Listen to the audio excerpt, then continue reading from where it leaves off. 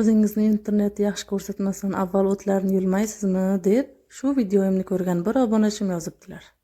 Bu yoqda o'sib ketgan o'tlarimni ko'rsalar qaynonam o'rniga meni haydab yuborarkanlar-da dedimu tezda ishga kirishib ketdim. Yo'q, men kim uchundir qilmayman.